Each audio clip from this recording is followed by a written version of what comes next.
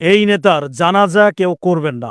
যতক্ষণ পর্যন্ত সে জাতির কাছে ক্ষমা না চাইবে, ততক্ষণ পর্যন্ত তার জানাজা পর্যন্ত বাংলাদেশ হবে না।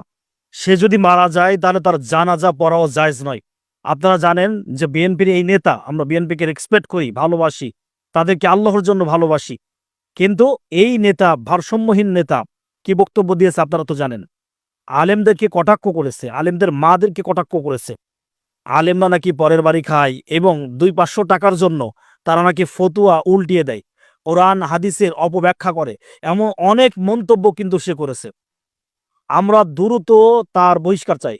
দল থেকে তাকে বহিষ্কার করতে হবে এবং জাতির কাছে তাকে ক্ষমা চাইতে হবে। যদি জাতির কাছে ক্ষমা না চায় তাহলে এদেশের ওলামা ইকরাম কঠিন কর্মসূচি দিতে বাধ্য হবে। এজন্য দলের নেতাকর্মীদেরকে বলছি যে অবশ্যই তাকে বহিষ্কার করতে হবে এবং জাতির কাছে ক্ষমা চাইতে হবে। এত বড় দুঃসাহস কোথায় পায় যে এদেশের উলামা ইকরামদেরকে নিয়ে কথা বলে, সে বাজে মন্তব্য করে। অবশ্যই তাকে তওবা করতে হবে এবং জাতির কাছে ক্ষমা চাইতে হবে। আপনারা যদি একমত হয়ে থাকেন তাহলে ভিডিওটি সবাই শেয়ার করে দিবেন এবং আপনি আপনার মন্তব্য জানিয়ে যাবেন।